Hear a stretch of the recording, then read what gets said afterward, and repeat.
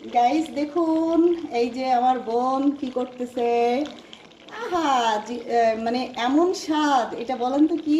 কাঁচা আমের এই যে চিলি ফ্লেক্স দিল, আর লাস্টে কি দিল? মৌরি, না ওইটা কি যেন, ধনে, পাঁচফোড়নের গুঁড়া। এই যে ফাইনালি দেখেন, এই যে আমার বোন আচার বানাচ্ছে, দেখেন এক কড়াই। আমার ফেসবুক বন্ধুদেরকে আমি বলছি দিয়ে খাবো, সবার দাওয়াত রইলো। কেমন স্বাদ বলো তো? এই খুব স্বাদ। কিরে কিরে মধু মধু। মধু, ওই কিরে কিরে মধু ও বলতেছে। মধুর চেয়েও আমি বলবো বেশি স্বাদ। হ্যাঁ, কারোর জিভে পানি আসলে আমরা দেই না।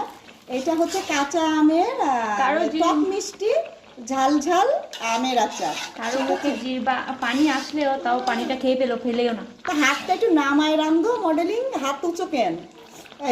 এই যে আমার বোন, হ্যাঁ, করতেছে। এই যে দেখেন ওর রান্নাঘরে আচার আচার, সেই আচার সেই স্বাদ কিন্তু। খাইলে আইসা বলো। খেলে এসে পড়েন। গাইস দেখুন, এই যে আমার বোন কি করতেছে। আহা, মানে এমন স্বাদ, এটা বলেন তো কি?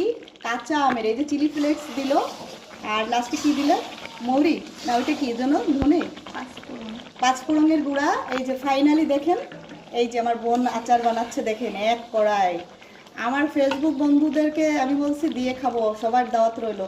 কেমন স্বাদ বলো তো? এই খুব স্বাদ। কিরে কিরে মধু মধু। মধু, ওই কিরে কিরে মধু ও বলতেছে। মধুর চেয়েও আমি বলবো বেশি স্বাদ। হ্যাঁ, কারোর জিভে পানি আসলে আমরা দেই না। এটা হচ্ছে কাঁচা আমের কারো টক মিষ্টি ঝাল ঝাল আমের আচার। কারো মুখে জিহ্বা পানি আসলেও তাও পানিটা খেয়ে ফেলেও না। তো হাতটা একটু নামায় রান্ধো, মডেলিং হাত উঁচু কেন? এই যে আমার বোন, হ্যাঁ, করতেছে। এই যে দেখেন ওর রান্নাঘরে আচার আচার, সেই আচার সেই স্বাদ কিন্তু। খাইলে আইসা বলো। খেলে এসে পড়েন।